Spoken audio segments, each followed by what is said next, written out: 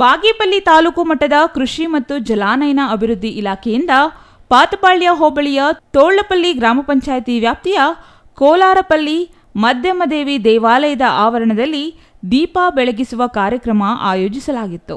ಶಾಸಕ ಎಸ್ಎನ್ ಸುಬ್ಬಾರೆಡ್ಡಿ ಮಾತನಾಡಿ, ಈಗಾಗಲೇ ಗುಮ್ಮಲಪಲ್ಲಿ ಉಪ ಜಲಾನಯನ ಪ್ರದೇಶವು 3 ಗ್ರಾಮ ಪಂಚಾಯಿತಿಗಳನ್ನು ಒಳಗೊಂಡಿದ್ದು, ತೋళ్ಲಪಲ್ಲಿ, ಸೋಮನಾಥಪುರ, ನಾರೇಮದ್ದೇಪಲ್ಲಿ ಪಂಚಾಯಿತಿಗಳಲ್ಲಿ ಕೆಲಸಗಳನ್ನು ಮಾಡಲಾಗುತ್ತಿದೆ.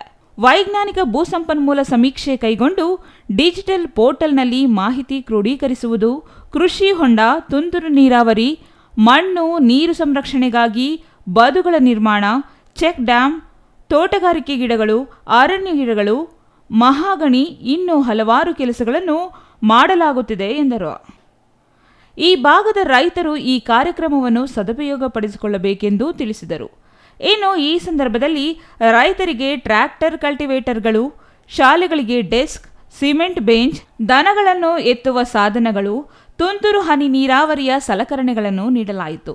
ಯಾವುದೇ ಕಾರಣಕ್ಕೂ ರೈತರು ಸರ್ಕಾರದ ಸಲಕರಣೆಗಳನ್ನು ಮಾರುವುದನ್ನು ಸಹಿಸುವುದಿಲ್ಲ. ಅಂತಹ ರೈತರ ವಿರುದ್ಧ ಕಠಿಣ ಕ್ರಮ ಕೈಗೊಳ್ಳಲಾಗುವುದು ಎಂದು ತಿಳಿಸಿದರು.